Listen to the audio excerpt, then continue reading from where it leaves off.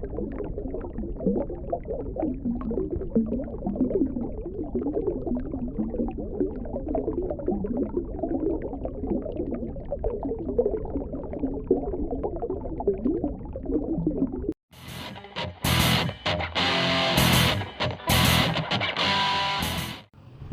up mga kamot-mot?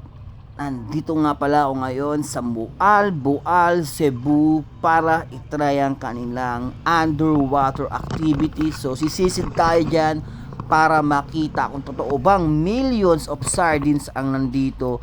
At kapag swerte daw tayo, makikita rin natin ang turtle. So samahan nyo ako mga kamot-mot. Tara, sisid tayo. Tara, let's go!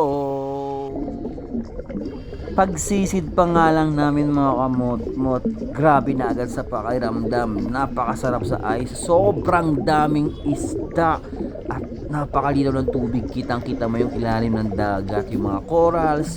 And syempre, ayan, napakarami talaga ng isda. Tama nga siya, million of sardines nga to mga kamot-mot. Grabe ang ganda, napakaswerte ko, nararanasan ko yung mga itong bagay. Thank you talaga. Grabe to, napakasarap sa ice. May kasama nga pala kaming dalawang guides activity na to para sa aming kaligtasan din naman syempre. Kaya sa umpisa pa lang, kinausap na kami kung marunong ba kaming lumangoy or kung sanay na kaming lumangoy.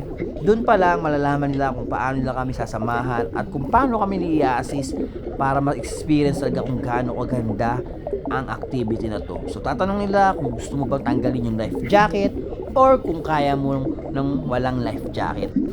At syempre, hindi ako papayag na hindi ako makasisid ng malalim, kaya tinanggal ko ang aking life jacket at kampante naman ako na hindi ako malulunod dahil nandyan sila para kung sakaling kapusin ako ng hininga ay ililikas nila ako syempre. Kaya ayan, tignan nyo kung gaano kaganda. Woohoo!